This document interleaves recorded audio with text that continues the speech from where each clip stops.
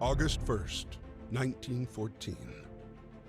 After the assassination of Prince Franz Ferdinand of the Austro-Hungarian Empire, the German Empire declares war on Russia. Because of established alliances, France is preparing for conflict. A few hours after the announcement of the general mobilization, German civilians living in France are asked to leave the country. Karl is one of them.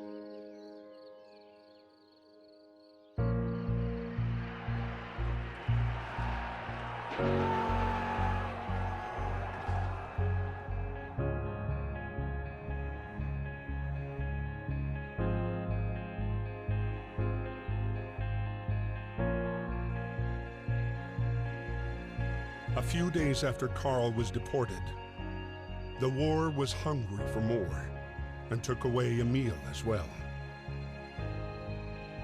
A heavy-hearted Emil was called up to fight and left the farm for Saint Mihiel. Like so many others, he had no idea what fate had in store for him. My dear Marie, we are on our way to Paris. The atmosphere here is strangely cheerful. I hope that the harvest goes well. Rely on our neighbors for help. They've always been gracious and charitable people. I'll write again as soon as I get my assignment. Please kiss my little grandson for me.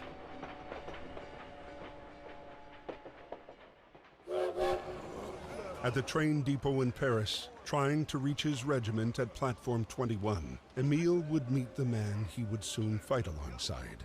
The man who would come to be his truest friend.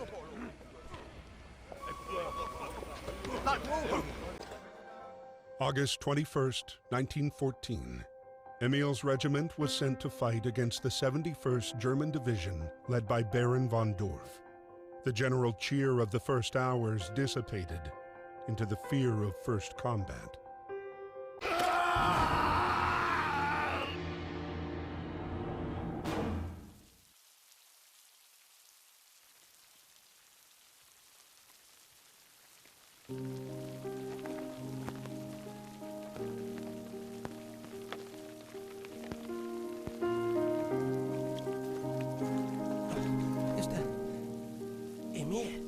Miss Marie Chillon.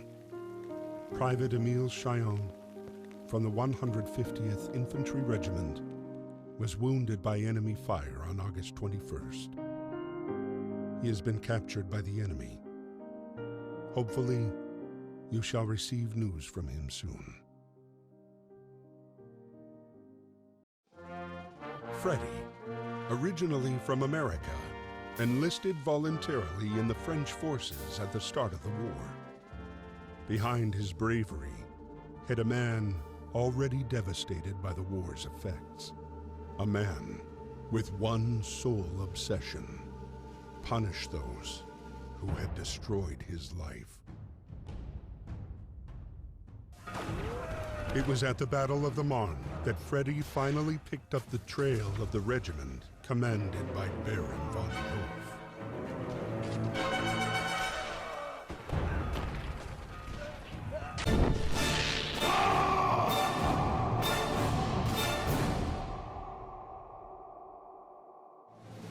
Thanks to support from British forces, the German plan failed.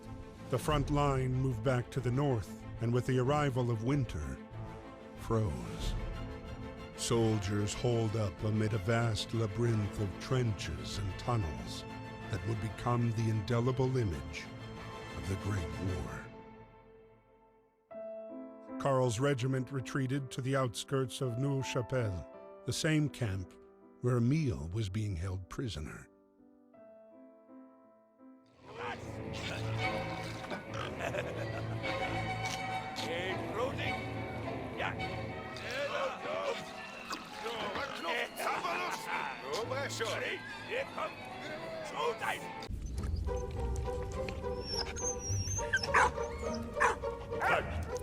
What? Au pied! What?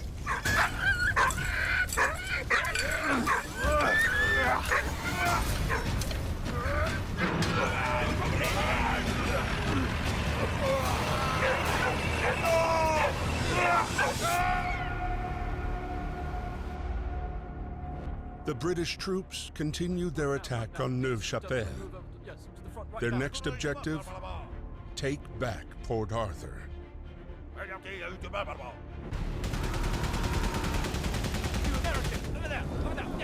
Sir. Yes, sir. Come on, boys, let's go.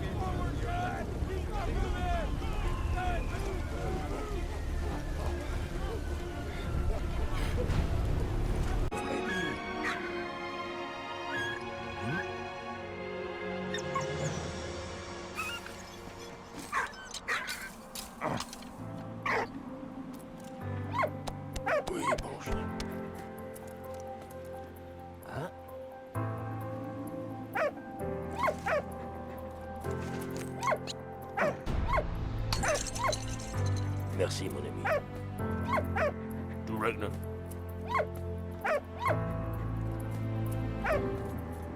Gary's Thunder. Yeah, come this way.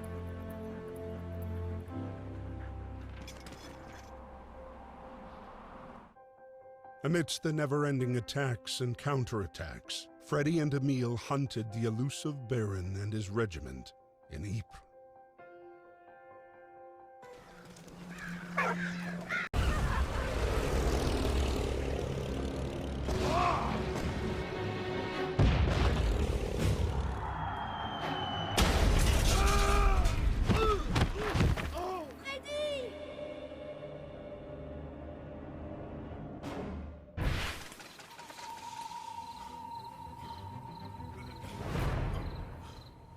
Ça va aller, allez. Emile, allez!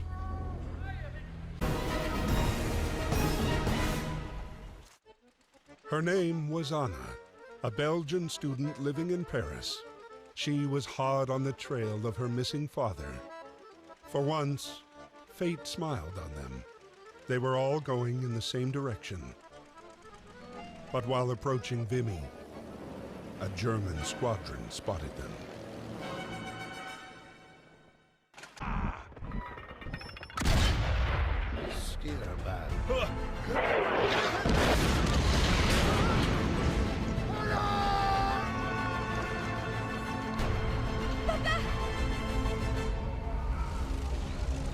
Baron von Dorf had escaped again, but Emile had still managed to find medicine for Freddy. Thank you, my friend. They were quickly back on the road again. Their journey would take them to Reims, where they would at last pick up the trail of the elusive Baron and his Zeppelin.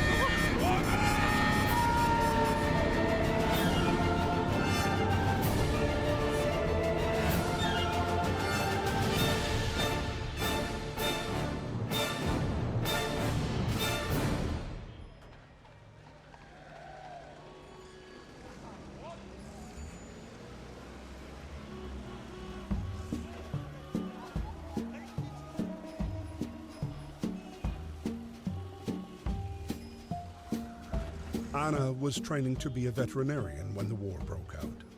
The Germans were only 20 miles from Paris when she received a letter from her father. He was in good health, but implored her not to return home to Belgium until the war's end. Patience, however, was not one of Anna's strong suits.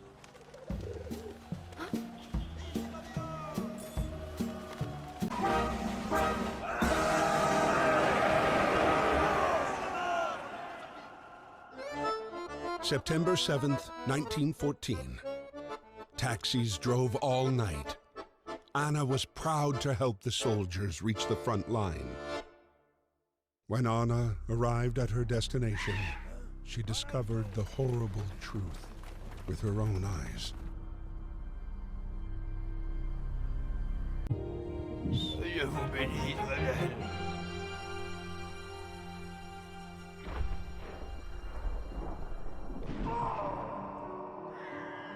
7 months went by. Driven by compassion, Anna devoted herself, body and soul, to healing the wounded and the sick. Every life saved was another small victory over the war. The conflict, however, raged on.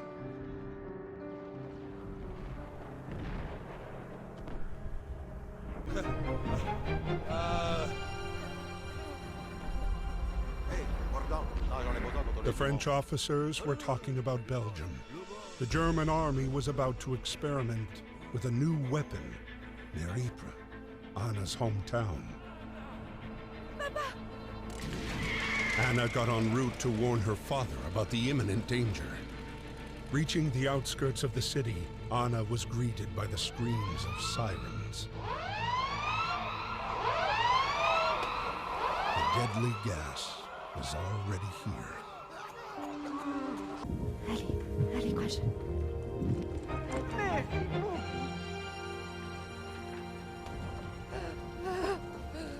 The governess revealed to her that her father, an eminent scientist, had been kidnapped by Baron von Dorf, who was eager to use scientific advances in warfare. Anna set out in pursuit of the Baron and encountered Emil and Freddy. Destiny brought them together. They had survived the enemy's wrath, their gunfire, bombardments, gas attacks.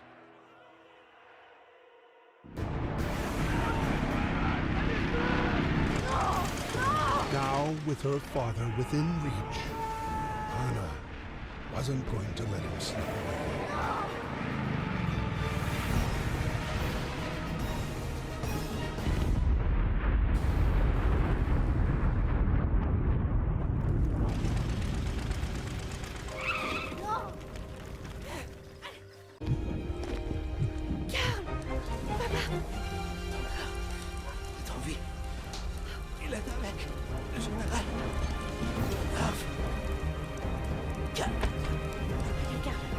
Tiens-moi. Allez, va.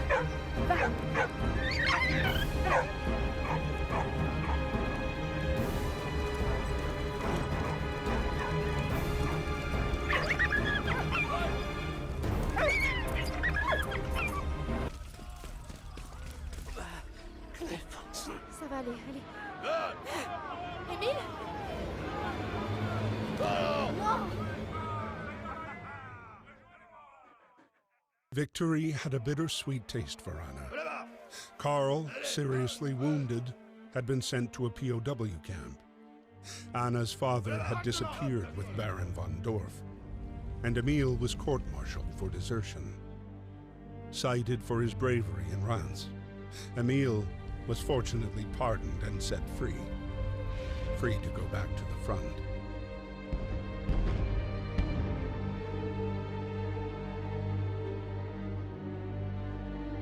February 21st, 1916. Winter had descended on the front. After joining back up with the army, Emil and Freddy were stationed near Verdun, suffering like many others from the harsh winter. That morning, the arrival of the mail raised spirits, But Marie's letter did not bring good news. In San Miel, food was scarce, disease was rife, and the number of dead was growing. Out of this grim news, however, there was one ray of light. A photo of his grandson, Victor, standing on both feet and learning to walk.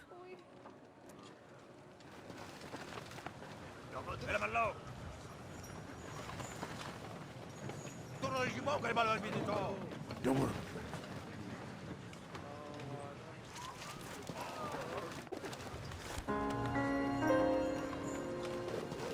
My dearest daughter, I heard from Carl. His condition is stable. He is still in the prisoner camp south of Reims. I hope to finally get permission to visit him. Thank you for the photo. It means so much to me.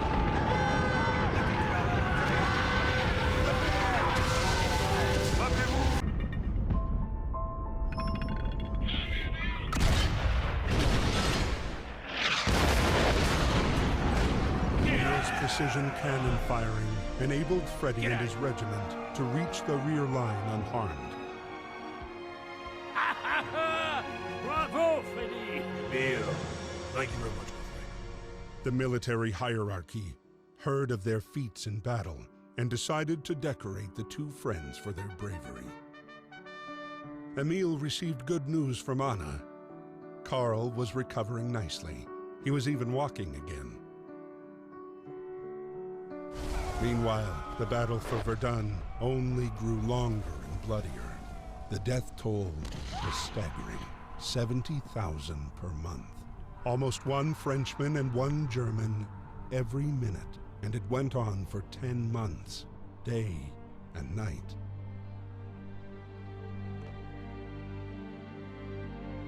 May 8th, 1916, Emil's squad was sent on a mission to take back Fort Douaumont, a strategic point in the German defense.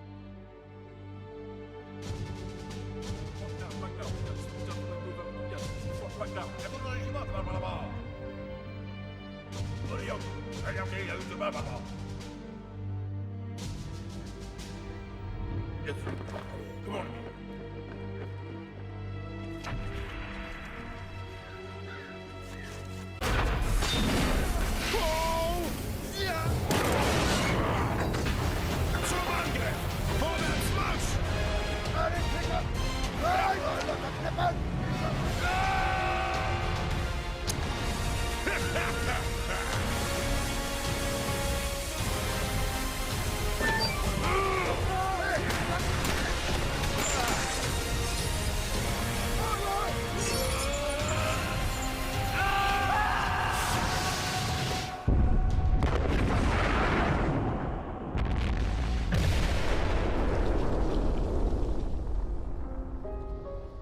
Despite the fort's partial destruction, the Germans held their position.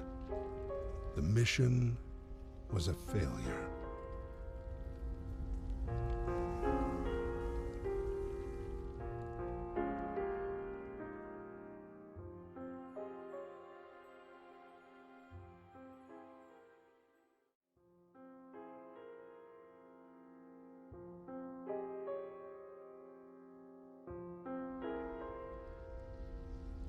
My darling, war has taken away a very dear friend. He was like a brother to me, and his death affects me much more than I could imagine. In happier news, Carl is safe from the trenches, and his condition improves steadily. I'll go and see him on my next leave. And what about you? How are you?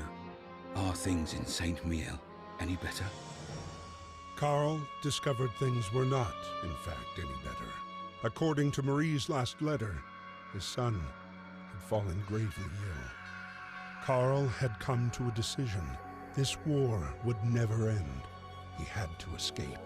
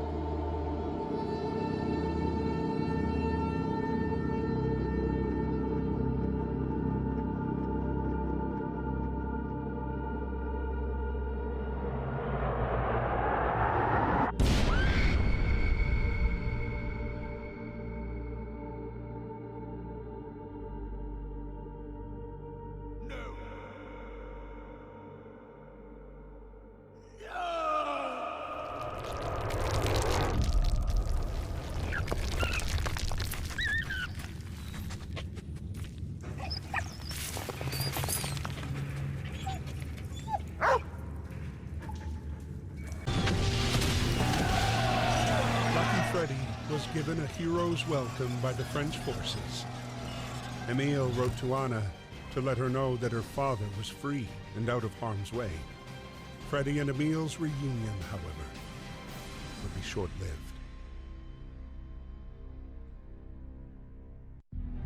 May 14th, 1916. Freddy was sent to the Somme, while Emile's regiment was quartered near a small village at the top of a hill. The village was called Vauquois. This is where the conflict had moved underground. Holed up in their trenches, the two camps dug tunnels and galleries. The underground war had begun.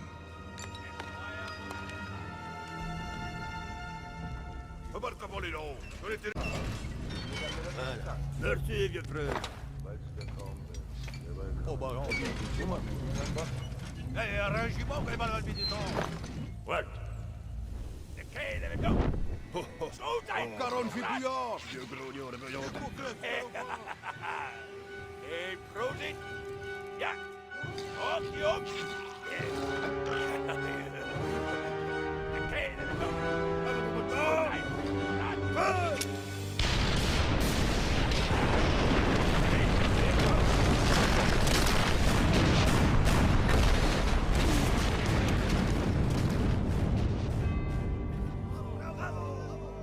French officers were proud of the heavy losses inflicted on the enemy. Emile, full of anger, refused to be decorated for what he considered to be a cowardly act. Emile and Freddy were, however, happy to have saved Anna's father from Baron von Dorf's clutches. His scientific research could no longer be used to make weapons of war. Good news being few and far between, they wanted to savor this moment. But Anna had frightening news. Karl had been killed while trying to escape the POW camp. No. Upon hearing of his death, Emile became sickened with grief.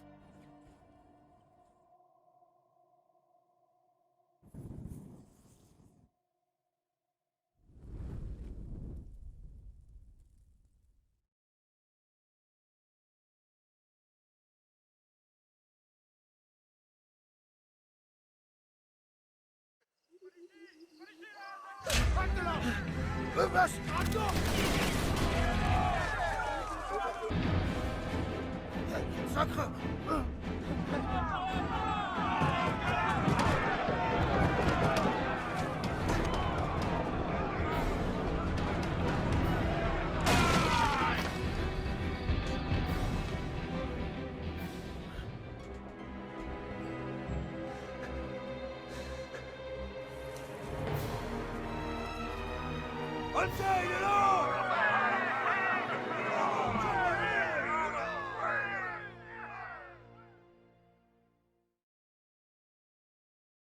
September 15th, 1916. The bloody Battle of the Somme still raged on. 206,000 British soldiers would lose their lives there. Freddy was commissioned to drive the newest weapon of war, a major progress in a conflict that was literally stuck in the mud. But Baron von Dorf was also counting on this battle to shine in front of his superiors.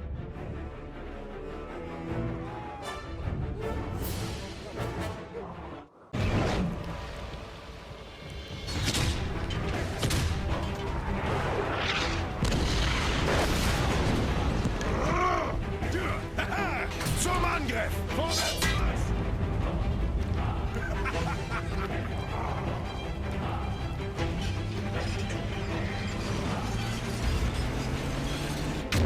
Gentlemen!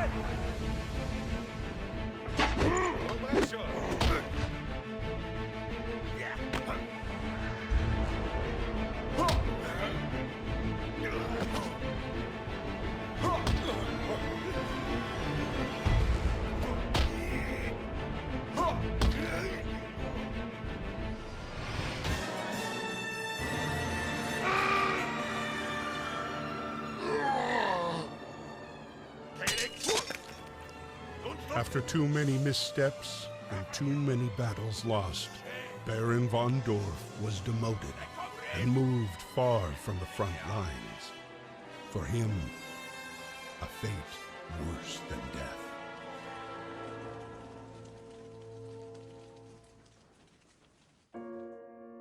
January 18th, 1917. Emile, still bedridden, beseeched Anna to travel to Saint Mihiel to find his daughter and share the sad news of Karl's death. Anna set off immediately.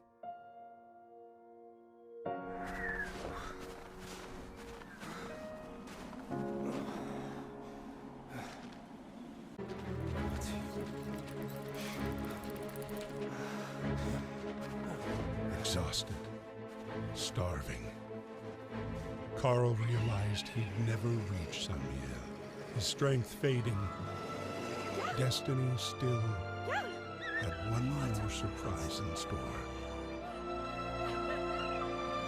They were only about 20 miles from Saint Mihiel when their hopes were again dashed. Oh, no!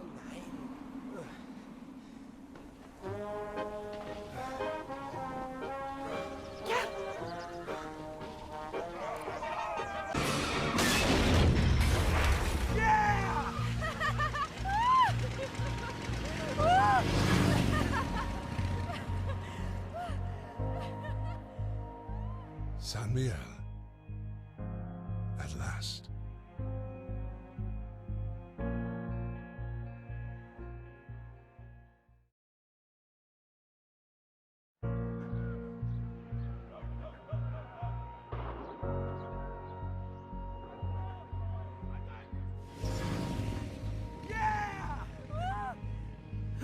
Their euphoria was short-lived. Intercepted by German troops who still held Saint Mihiel, Karl and Anna were led to the officers' quarters for interrogation. Karl was sent back to fight for the Germans, while Anna was sent to the infirmary to care for soldiers. On April 8th, the French forces launched an assault on Saint Mihiel, an opportunity that Karl would not let slip by.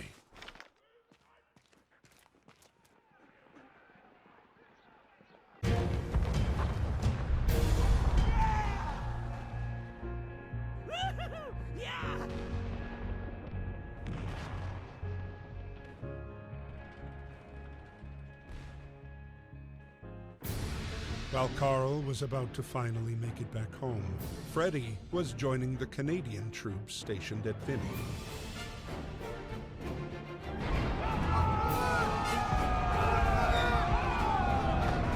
In the sky, George, a British aviator from the Royal Air Force, was spotting the German positions for artillery support. On this day, Canadian troops led the charge.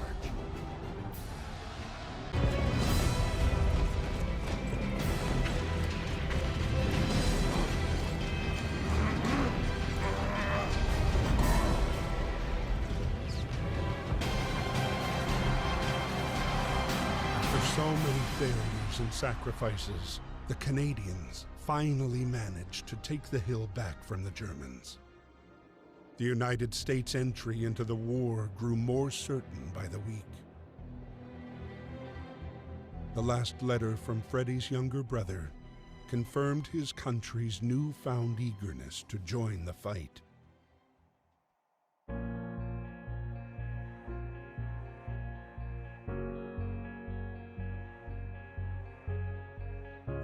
Karl was within a few hundred yards of Emil's farm when the rumbling of the French air patrols began thundering through the April sky. Marie, tiens bon. Marie. Marie.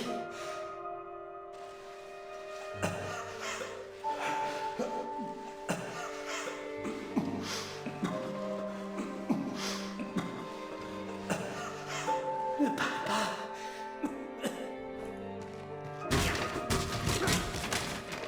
Marie, tiens bon.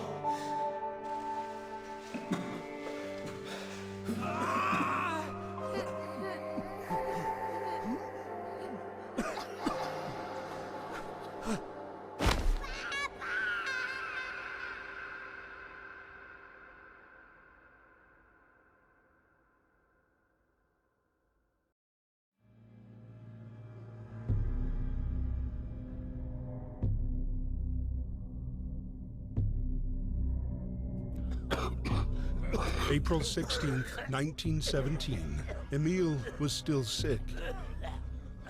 But the general needed every soldier who could stand to launch his big offensive. Once again, it was to be the battle that would bring an end to the war.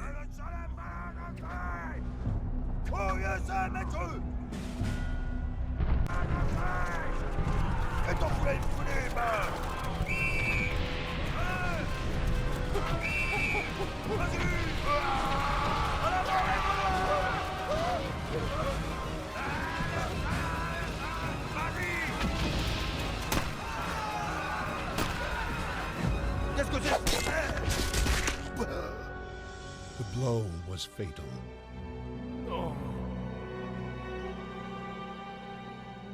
The Nivelle offensive was a bloodbath, a butchery. Soon, mutiny spread throughout the French infantry divisions, and the offensive was abandoned.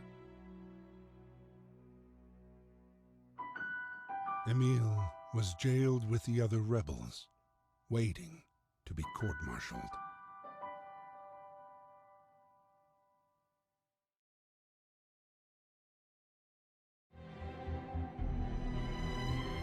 The dogs of war, man's best and most loyal friend, shared the same day-to-day as the soldiers. Whether carrying messages, saving the wounded, or sweeping for mines, they never failed to fulfill their duty. What?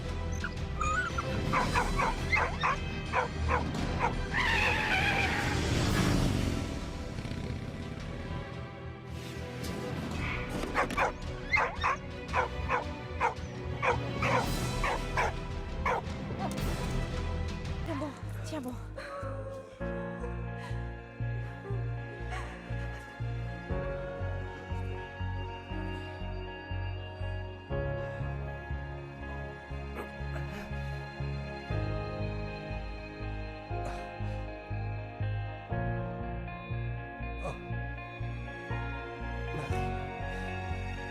One look from his son was enough for Karl to forget 3 years of war and exile. Look and stay home.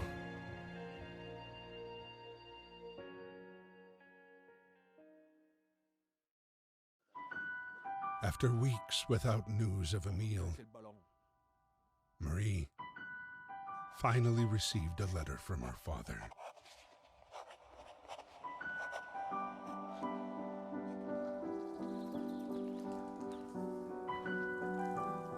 Mes Chaillons.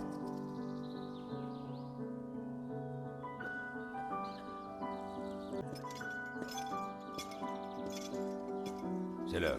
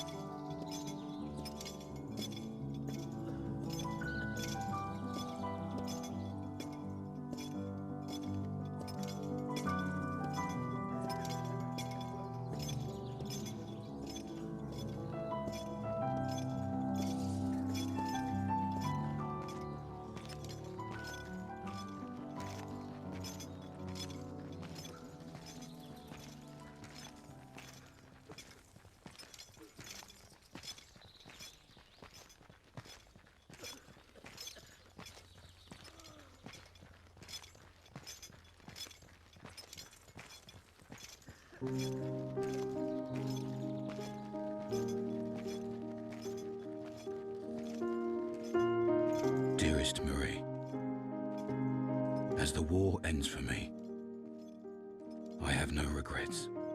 I've seen too much horror. I hope fate has been more merciful to you. Our time on Earth is brief, and mine has been filled with so much joy that I can only be thankful for how much I've been blessed, most especially for the wonder you brought into my life. This letter is my last. I've been found guilty by a military court for the death of an officer. It was not my intention to kill him. War makes men mad. Though I failed Carl, I know my sacrifice has not been in vain.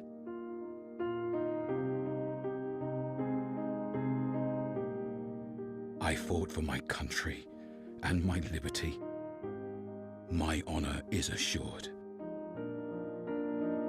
Since it is the will of God to separate us on earth, I hope we'll meet again in heaven.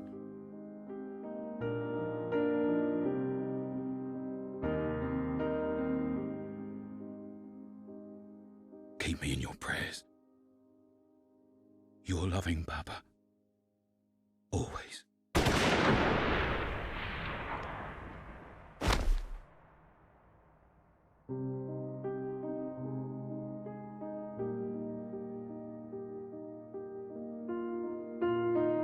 Even though their bodies have long since returned to dust, their sacrifice still lives on. We must strive to cherish their memory and never forget.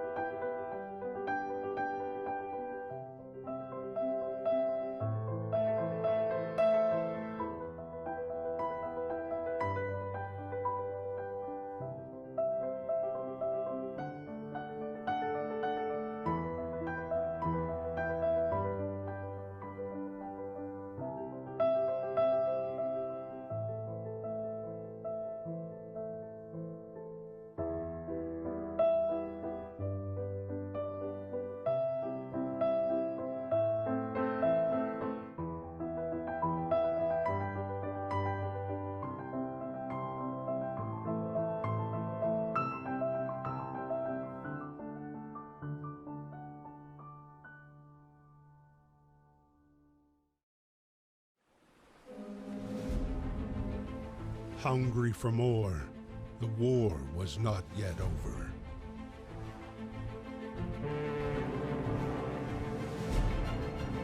Its appetite was infinite.